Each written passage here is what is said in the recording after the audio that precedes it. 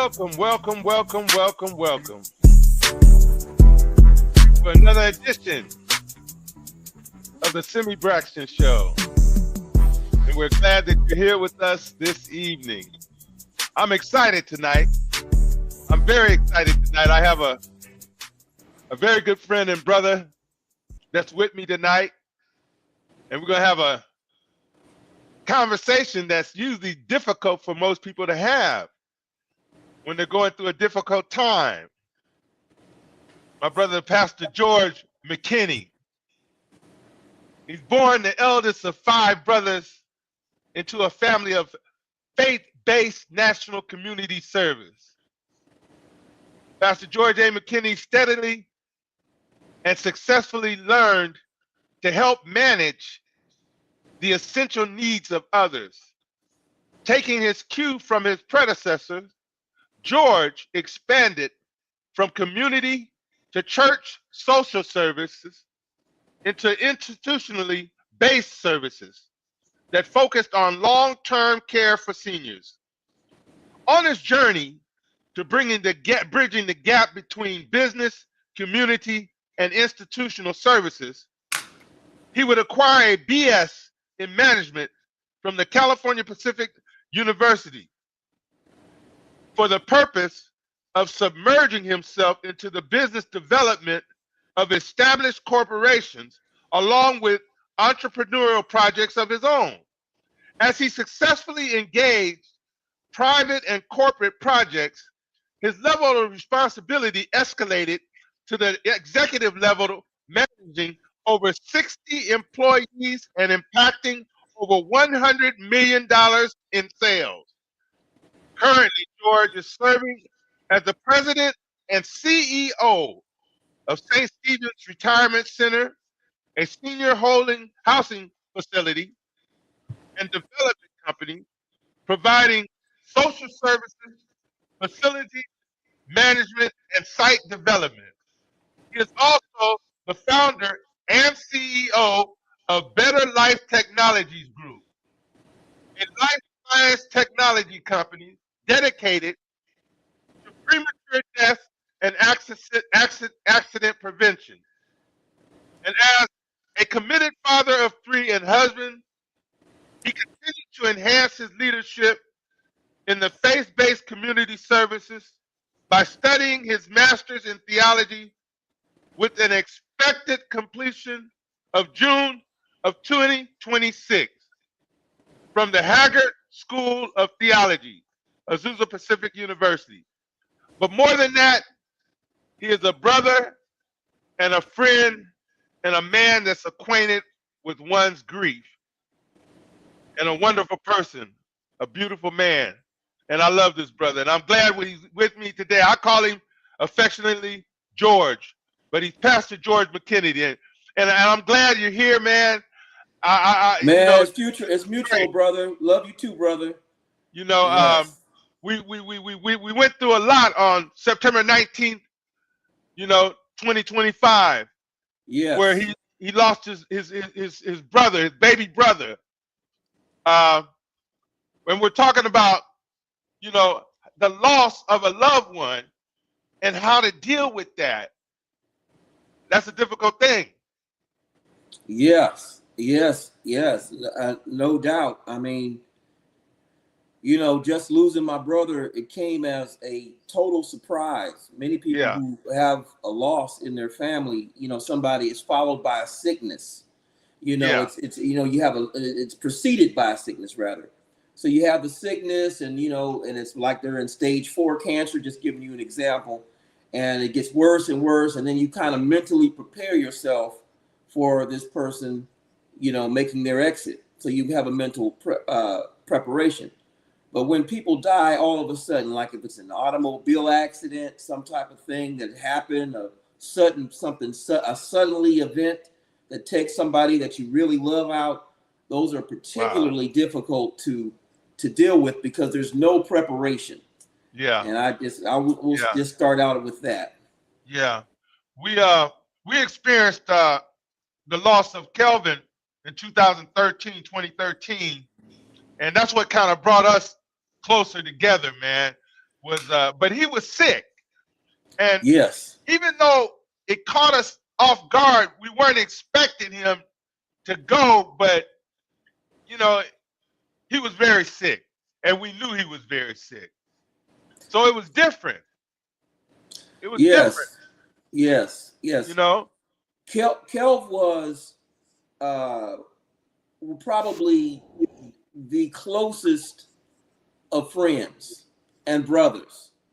I shared with him, we would talk in a way I couldn't even share with anybody else.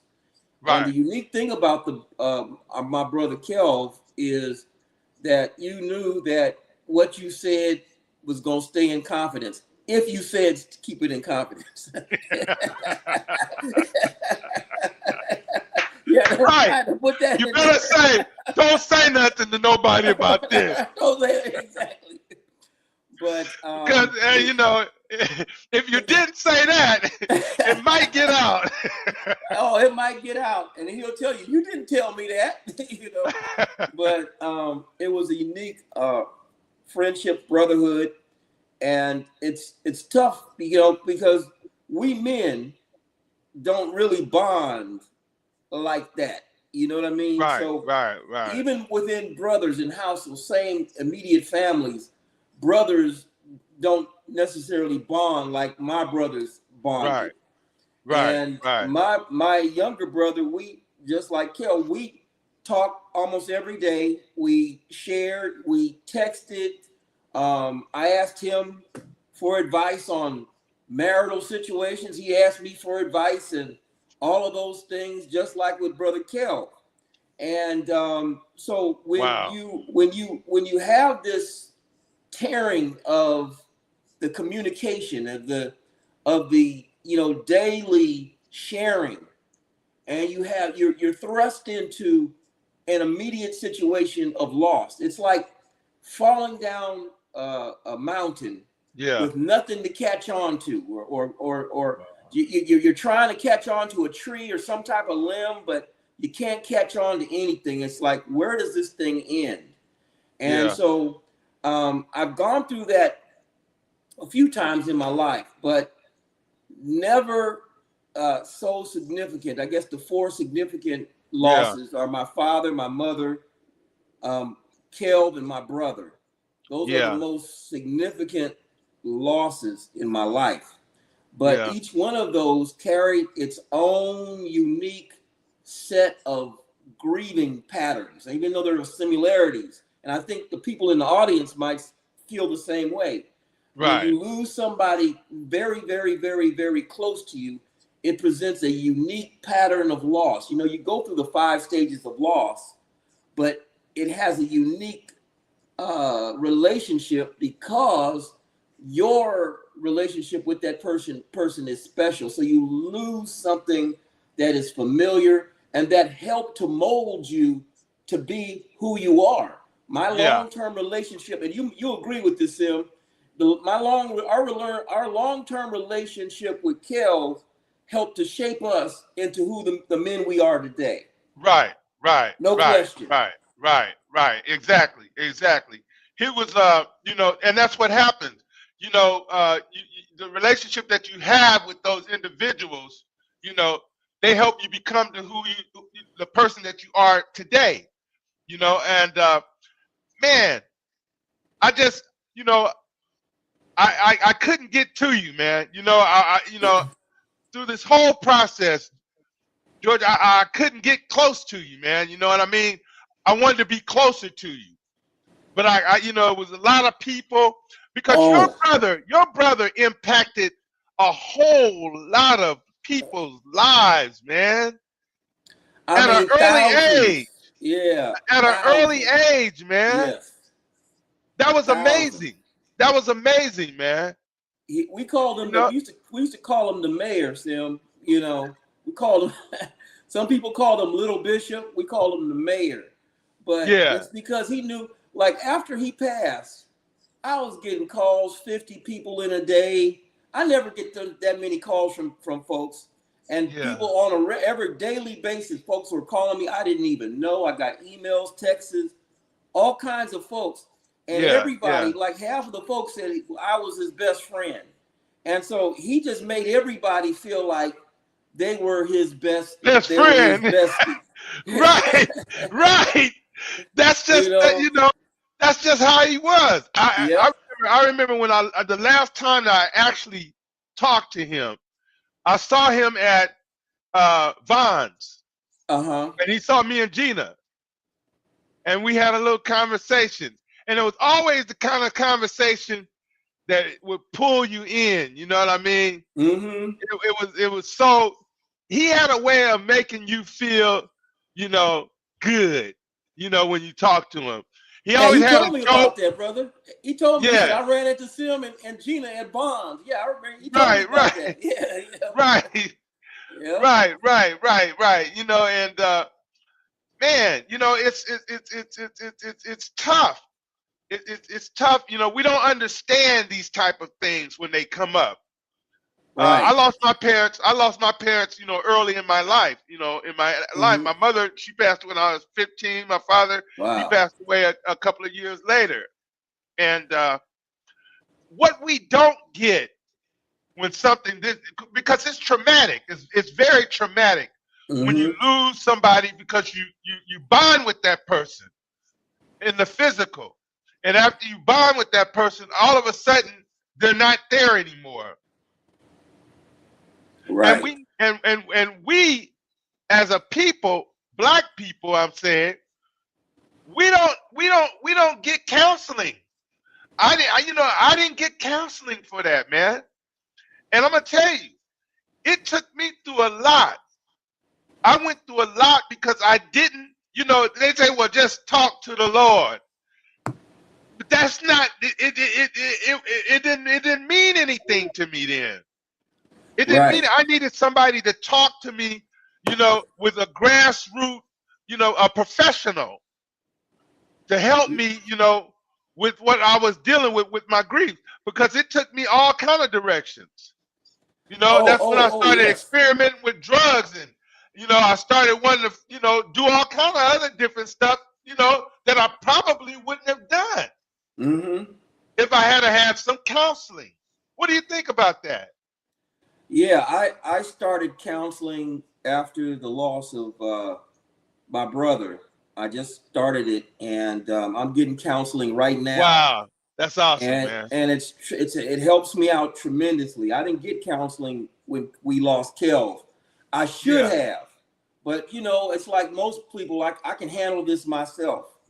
But this time I was like, I don't want to, just like you, I was going in all kinds of different directions, and I didn't have that balance that where you have a brother that you could talk to and say, man, I don't think you should do that, or you're going to, it's just somebody to help with your equilibrium. And if that person that helps you with your equilibrium is gone, then all of a sudden you're trying to find new ways to help equalize yourself, which can lead to a lot of things that aren't necessarily good for you. I didn't want to go through all of that again. So I decided to get counseling. And like you were saying, Sim, a lot of times there's a lot of stigma behind you getting professional help. And what I got me a Christian counselor, PhD, licensed, somebody who understood the background and my theological views and all this other stuff. But to give me some serious how to handle the problems and the challenges of losing somebody you love. And it's not, and unless you have somebody who's counseling you and holding your hand and helping you get through the valley of the shadows, you could fall and fall into the abyss. And so I think one of the encouraging points of this program here that we have today is to reach out to people who have recently lost somebody, especially in the middle of holiday season. That could bring on a unique weight of depression, knowing that here this person was with me every holiday season that I can remember for the last 50 years or the last 55 years or whatever. And now they're not here. So that right there is a unique thing. And it's why so many people, so many suicides are going up among young black men, and these things are increasing. Our community needs counseling. We need to be able to embrace some professionals coming in and giving us help. Why is it that it's so difficult for us to go and get counseling? What is that whole thing? What is the stigma behind that? Well, the people that I've talked to feel that if you go get counseling, if you get help, that means that you're crazy.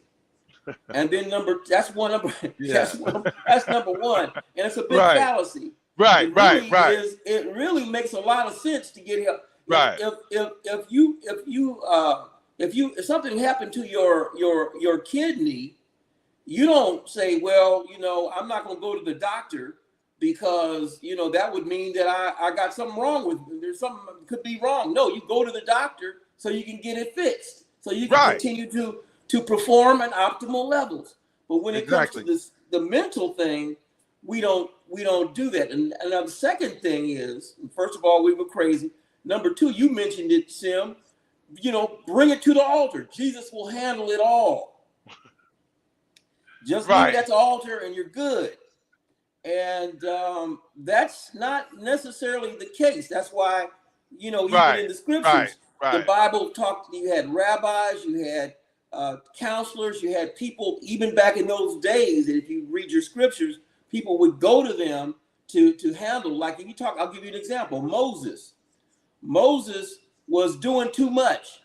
And, he was leading the children of Israel. He was doing all this other stuff. He was trying to build. He's doing and he was doing so much. It was all on him.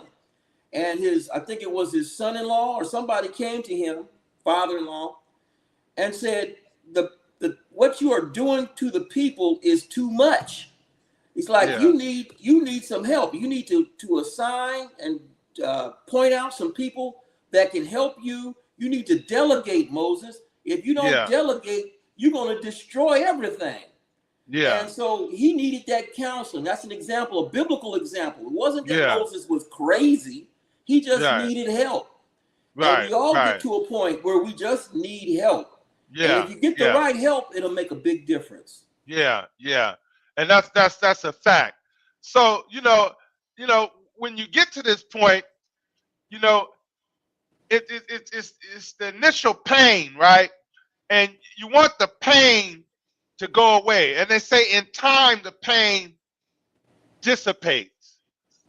And it's no time limit, no time,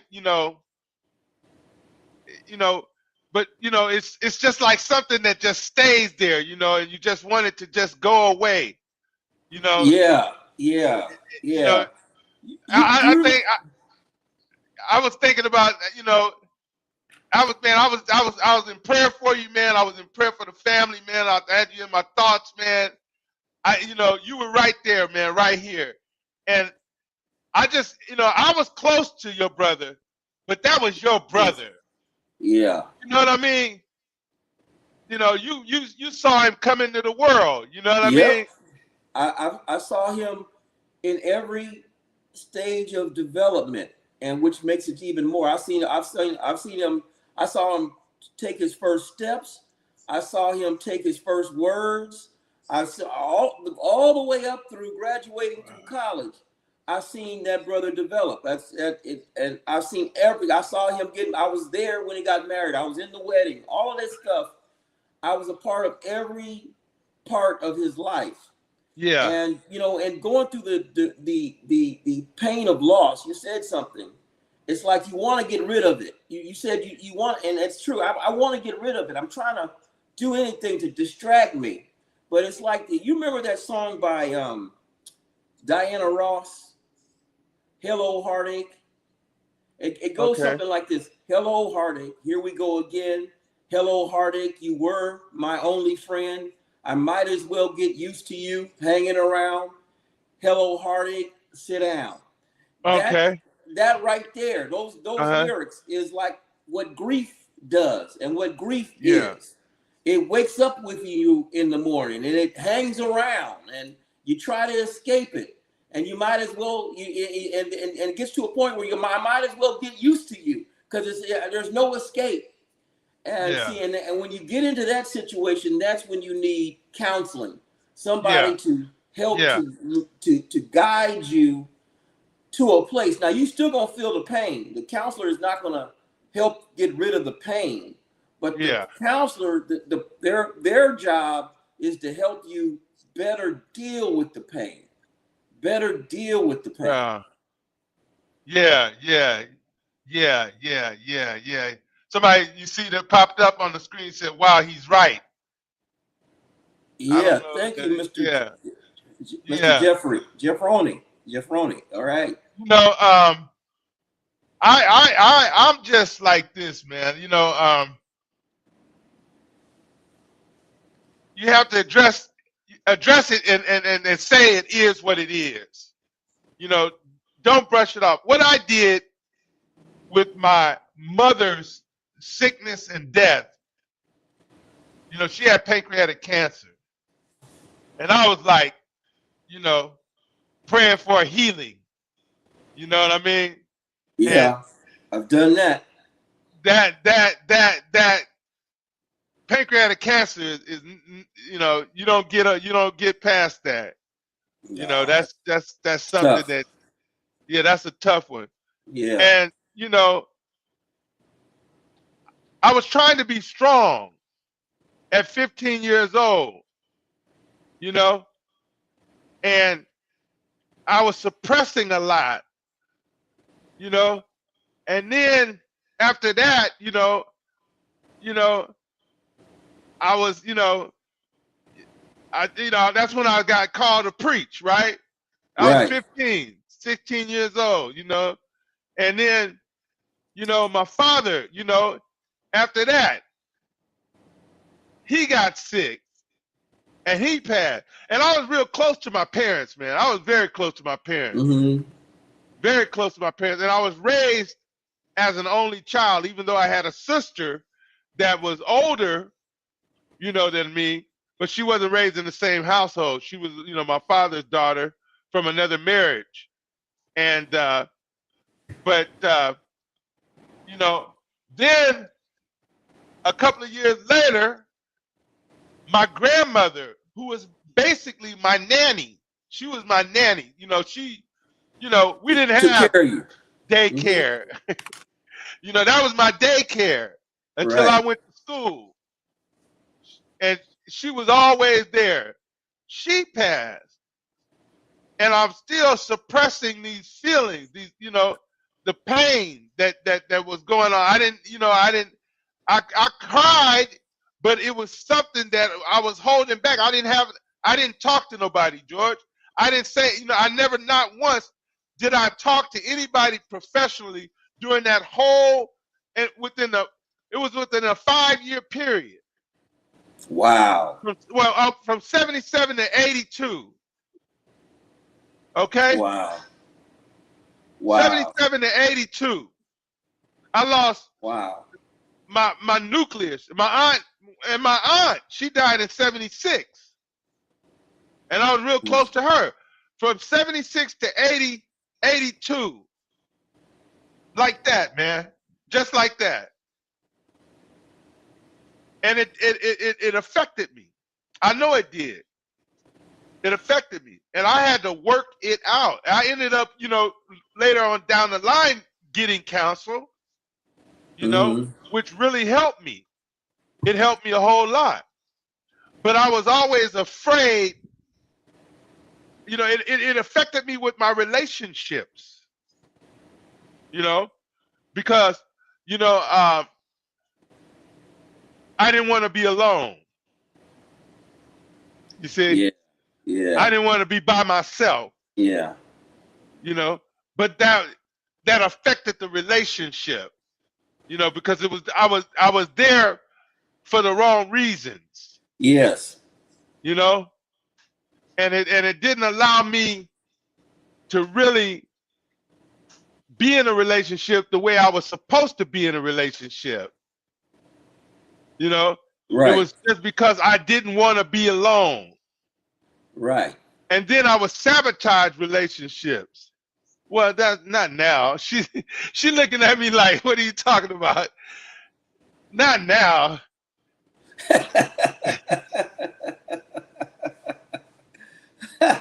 She looking at me like this. You know?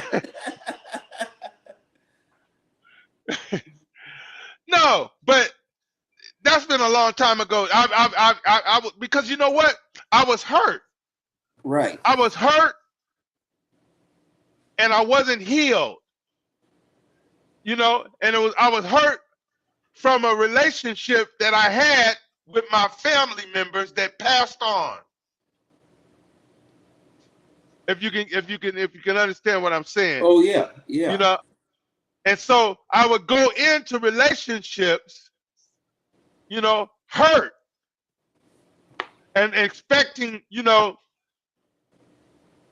something to change that I didn't know what, you know, I didn't know what I wanted to change. You know, I was just hurt.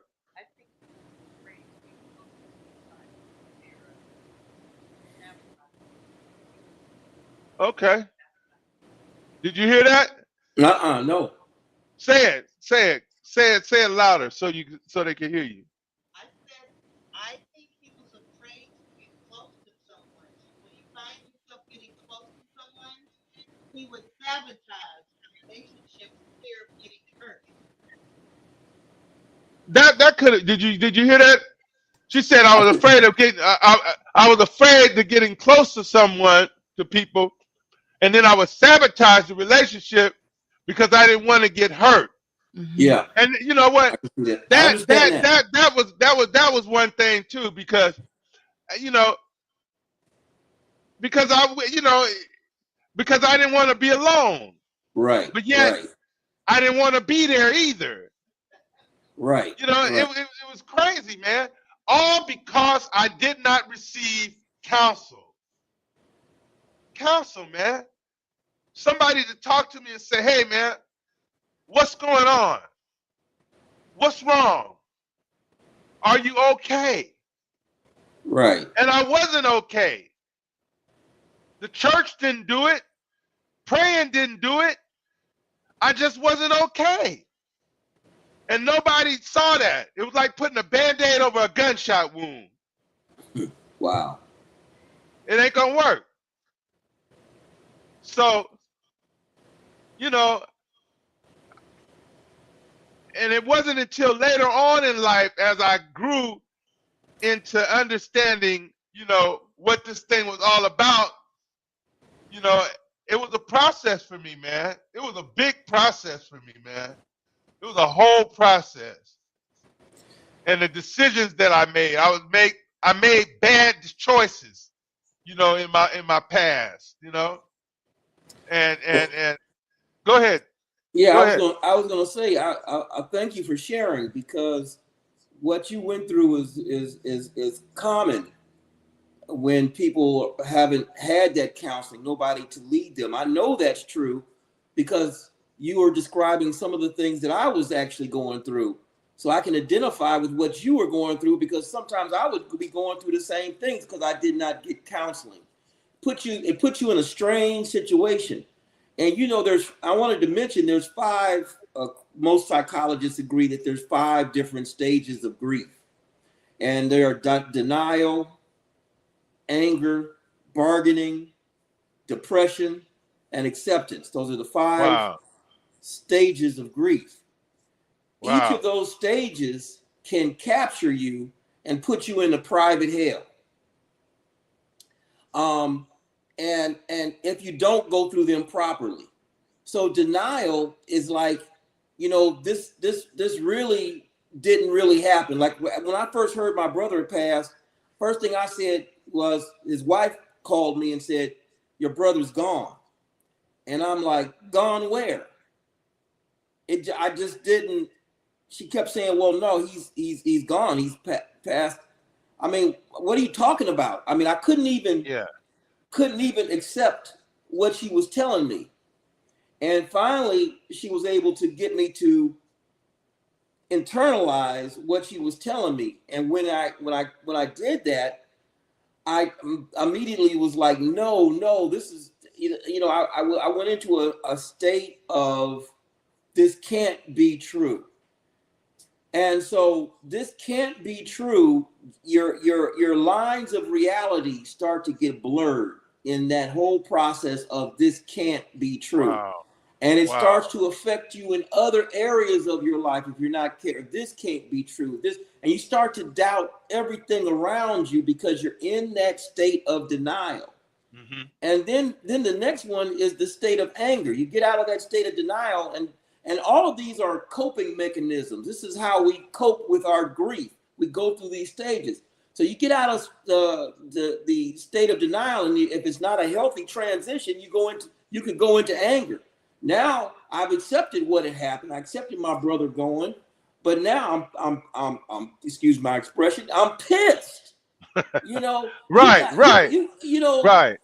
God, you got all these people walking around here, pedophiles and all these crazy people walking around here, and my brother, who didn't do nothing but try to make people better, he gone. And so you start dealing with stuff like that. You're not thinking you're not in the right frame of mind, and you become angry. You get angry at God. You start taking it out on your wife, your girlfriend, or whoever else is around you, because you're in a state of anger. And so that state of anger can mess up relationships. It can even last a lifetime. These things are just a month or 2 months. If they're not handled properly, these states can be, and then they can be at the same time. You could be in denial and angry at the same time. People don't really talk about that. These different stages of grief can overlap each other. Yeah. And so it could get tangled up. And it could get so bad you don't want to, like you were experiencing, Simmy. You don't want to get back into another relationship, because what happens if this person goes? Right. And it could be like with your wife. It's like you start distancing yourself from her because, what happens if she goes? I'm gonna be all jacked up. Let me protect myself and start to sabotage, as you were using, the relationship to protect my heart. Right. And exactly. So then you got bargaining, and you're like, Lord, if you could just bring them back, or send somebody like them to help me out, or I'll be all right. And then you're hoping that the situation could be reversed. And then when all that stuff doesn't fail, you can launch into depression, and that's when you go into hopelessness, helplessness, and feeling like what am I going to do now? And that's when I talked about Hello Heartache. What Diana Ross was singing about, and I think it was in Lady Sings the Blues when that song came out, is that sense of just, how do I get out of this? Here we go again. Every morning it's the same thing. It's like you're closer to me. This grief is closer to me than all my friends. I guess I might as well get used to you because I can't get rid of you. And then there's finally acceptance.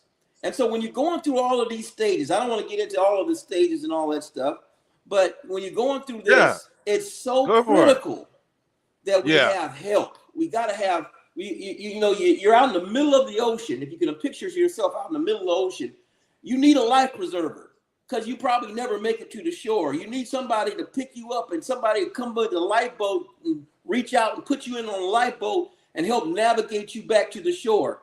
Yeah.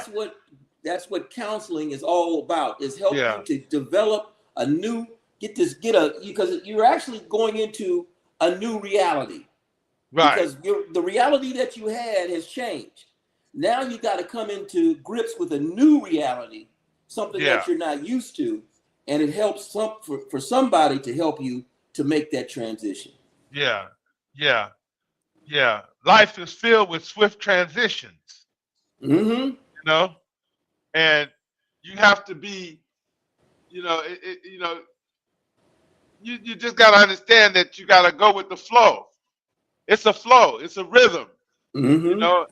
We have to think about all the things that we shared and all the times that we shared with your brother that blessed us, that made us feel good. I started thinking about now him and your brother, Greg, and Glenn. Uh-huh. They helped with my my theme song for my show. And we got together in the studio, man. And I mean I could depend on the McKinneys, man. You know what I mean? I mean, such a great family, man. Such a good bunch of brothers, man. I mean, really, man. I mean that from my heart, man. You guys, I know that's true because my nephews call you Uncle Simmy. You know what I mean? You're uncle to my nephews. My family, all of their generation, they refer to you as uncle. You know, that's good, man. Glenn that's Jr., good. Stephen, Gregory Jr., all of them, all my nephews do that, and that's a special relation. They don't call That's that. They don't say that to everybody. You That's know that. good. But But yeah, I gotta, and I wanna make sure that I spend more time with you, man. Be around you and the family more, man. That's why I said we gotta, take time out like we did, and spend an hour or two together, man. Once a month it's at so least. important. It's so Yeah. important. Yeah. I wanted to share with you something, Simmy, and Go part ahead. of my the session that I had just recently with a grief counselor, psychologist. And what she said to me was, there were several exercises that we went through, and I'm not going to go through all of them, but there was just one particular exercise that we went through that was really impactful to me. And she said, if your brother, because I want to make sure that that whatever was unresolved comes to the surface. So she said, if your brother was here right now, what would you say to him? What area of your relationship or what conversation did you have with him that was significant that you didn't quite finish? And she said, think about it and finish it now. And what that did was that made my mind go back to these conversations that I had. And I came up with some conversations that we had that were so momentous and impactful. And I wanted to address him. And I began to talk to him. And it was like he actually appeared. He didn't actually appear. But I could pick in my mind, I visualized him, and that's what one of the part of the exercise, visualize him, that you guys are having a conversation and you are just basically covering some of the things that you left unsaid and all of those things. And and I named a few things. There were some things that we wanted to do in ministry that we talked about that we didn't quite get to, it kind of was on the shelf. And I talked to him about that. I talked to him about some of the things I felt bad about and some of the things that we talked about. All of those things started coming up, and I began to have this discussion with my brother. And after the discussion, I can't really describe it, but it was a weight that was lifted because I felt like I said everything that I needed to say, and it helped me to help the release even more. If that makes any sense. Yeah, it makes a lot of sense. It makes a lot of sense. Gina wrote something. She said Glenn was telling us in Vaughn's parking lot about some water chambers. Where would you go to relax? Where you go to relax? Oh yeah, he was talking about some water chambers where you go to relax, and he said it wasn't for you. Oh yeah. I remember that. He was talking about some water chambers where you go to relax, and he said you just lay back. Those float things, those floating baths where they're filled with it's like a warm floating bath, and they're sectioned off. You get your own room, and there's water in there, and it's warm, and you relax, and there's so much salt in there, magnesium, that you just float, and you forget all your cares, and it's dark in there, and you just get a chance to meditate, and a chance to let all your worries go, and it's a chance to do all of that stuff. Yeah, that's so what my brother loved that. He loved that. I did it one time, How But was I it? was it was great. I mean, I liked it. I had to get used to it being in the dark at first, but after I got used to that, it was great. It was good. It was good. It was good. Right, right. She just wrote that down, and she said, she remembered the conversation. She remembers everything, man. Uh-huh. She does, And Glenn was like that. My brother Glenn was like that. He could remember everybody's name. That's why he had so yeah, many. He remember everybody's name, their circumstance, and that's what Bishop was good at. My father could do. I didn't get yeah, playing. I mean, I didn't get that ability, but right, they had right. that. Me either. Yeah. I can't remember nobody. Name. I'm so bad. Shoot. I remember your face though. Yeah, I I remember remember your that. face, but your name, Name. Yeah, I'm yeah, bad. I'm bad. You yeah. know, but you know, I mean, we look back on these times, man, and we just say, hey, you know what? We had some great people in our lives, man. You know what I mean? Right. Yes. You Yes, know, we did. Yes, we did. And that's one of the things that is so special about the past, because the people that have lost, that you've lost, you say lost, they're still with you. And I don't believe yeah, there's any such thing as death. I mean, I know we've talked right, about this, Sim. right. It's a transition That's from it. one phase of existence to Right, another. Now, some people believe that you die and that's it. But I right. believe that if you look at it scientifically, and I happen to have a biotech company that's been around for 10 years. We've got some serious technology patents and all this other stuff, Yeah, but you we're do. dealing with all kinds of stuff. But energy cannot be destroyed. It just changes form, just like That's right. you boil water and it becomes steam. The water that was Right, in that pot is still in existence. It just changed form. And right. when we die, we we come out of this physical self and we go Yeah, back to our, in my opinion, right, our right. original There you state. go. There you And go. so that's what it is. And once we Yeah, learn that in this Western society, we fear that because we feel like, we got these pictures of, what if I'm not good enough and I am burning forever and all this other right, stuff. right, right, And so we right, have all of this fear that doesn't need to be there because it right, is a natural process. Everybody goes through it. I don't know of right, anybody who's going to be right, immune from it, right, but right, it right, is you know what I'm saying? right, But it's like it's a natural thing, and we should understand that we should embrace it and understand that it is not the end. It's not it. That's not it. And right, we really don't know what's on the other side. I know that there is another side, because I've had visions and I've had connections. I've had and I'll talk about this some other time, out of body experiences. I'll tell you right, about those. right, right, right. So those Yeah, are some things that, we'll get into that. We're yeah, gonna yeah, get go into get into that. that. But Yeah, we're gonna yeah, stay on grief right now. But death is just it's a transition. It's one that we yeah. don't need to really fear. It's something that we just should accept as a part of our existence, our eternal Right, existence. right. Well, when you know that you're indestructible, eternal, infinite being having a temporary human experience, That's exactly right. and you embrace I that love that. infinite I and love that, that, Sim. yeah, I love that, Sim. It's just embrace it, embrace it, yes. embrace that, man. Because it changed, it changed my whole outlook on what death is. It's an illusion. Because of the mere fact that you exist. You cannot not exist.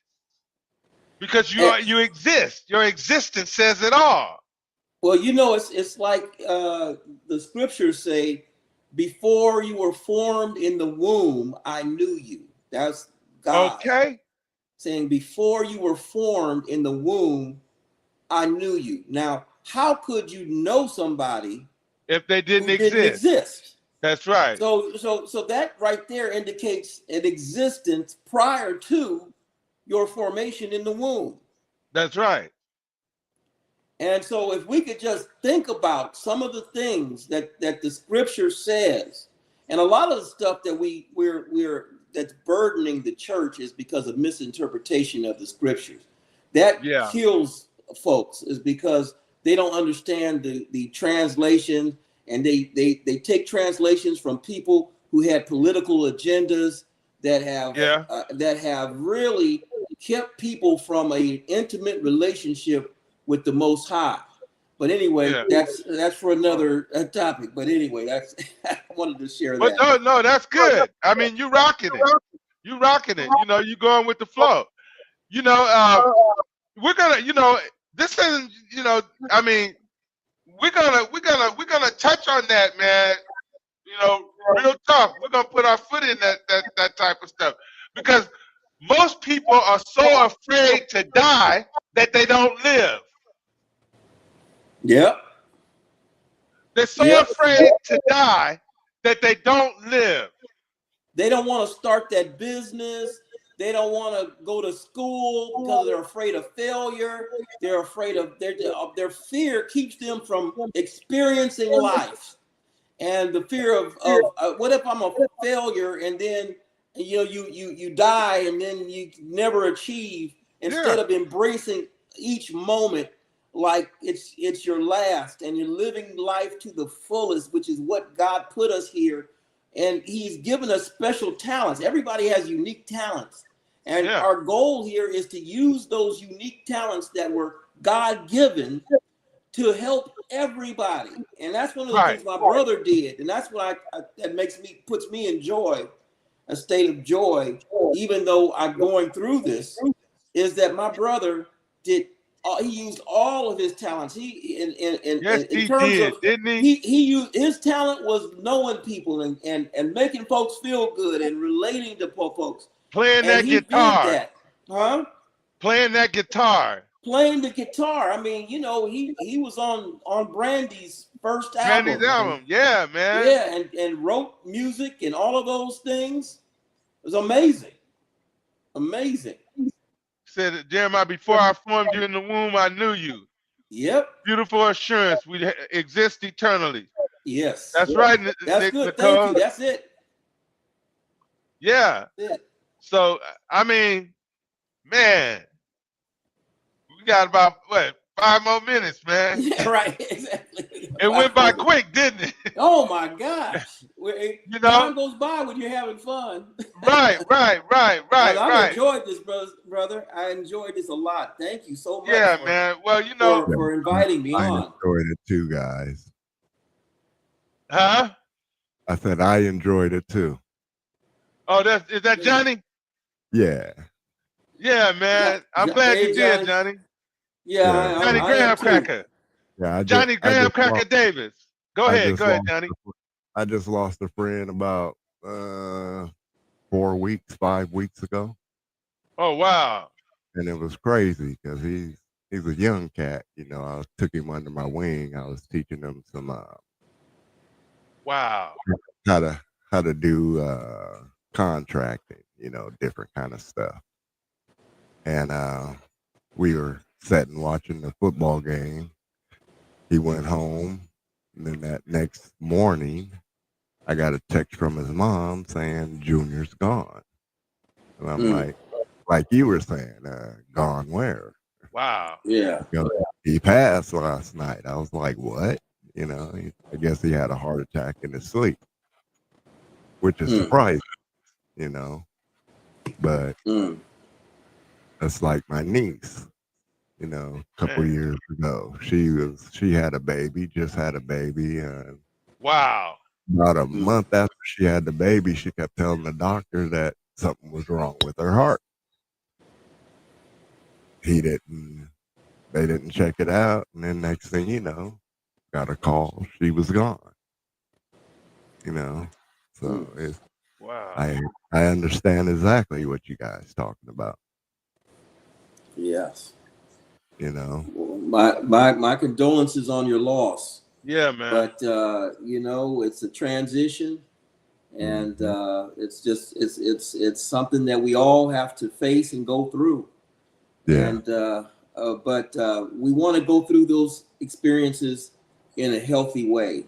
And Oh, if we can do anything, Brother Johnny, we want to encourage people, especially in the listening audience, to take the time if they're going through these loss situations of loss to reach out and get a counselor, get some help if you need it. And I think in every major loss, you know, just a visit with a counselor is a great idea.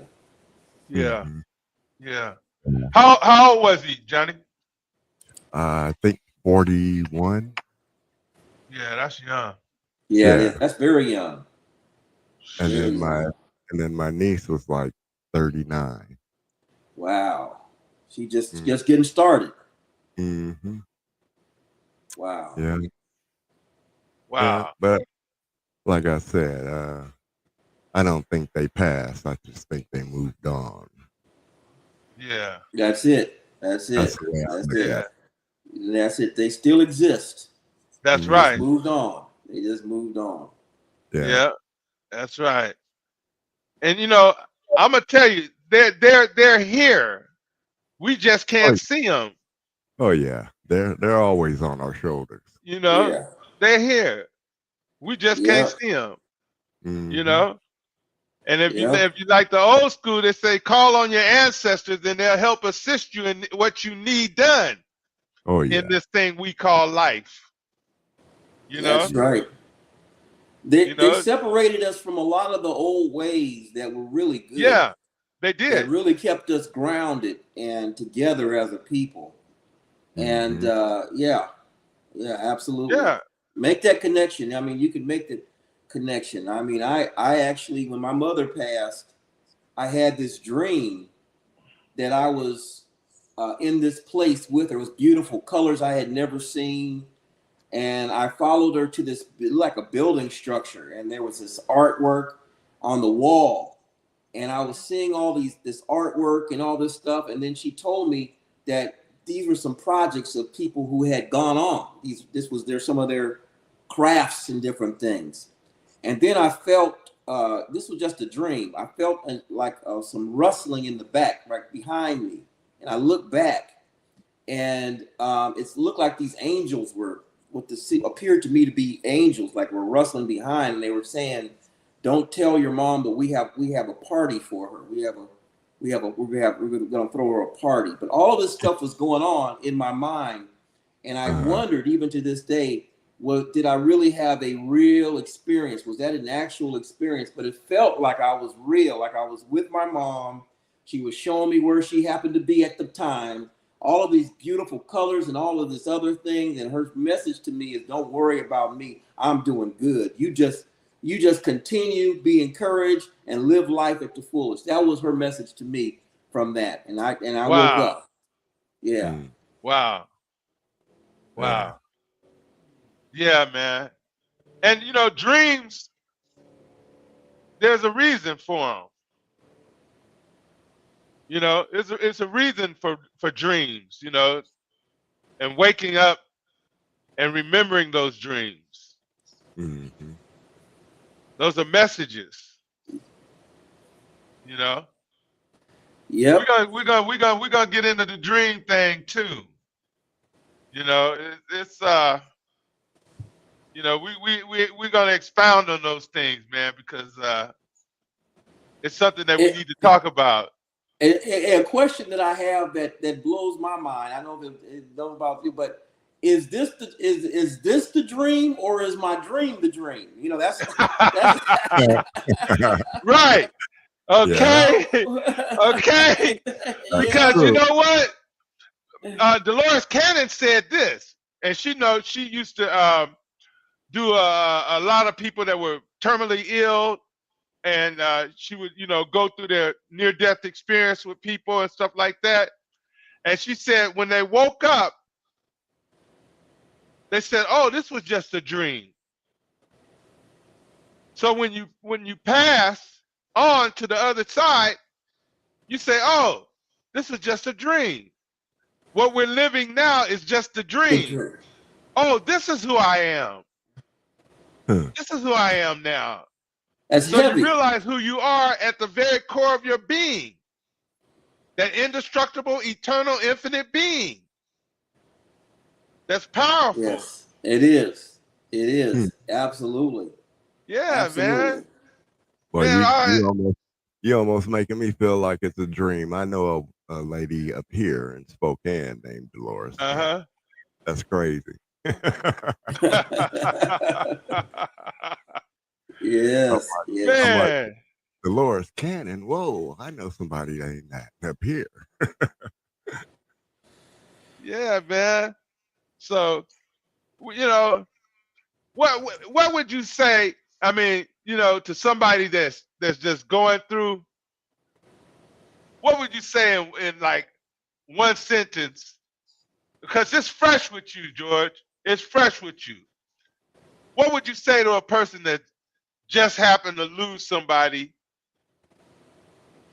What can they do to help them through?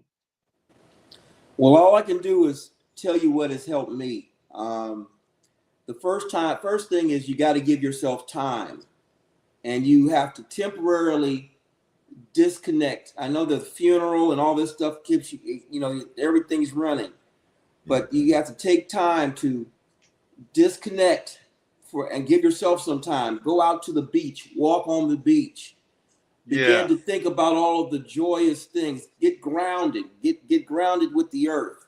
You know, begin to have a conversation with the Most High.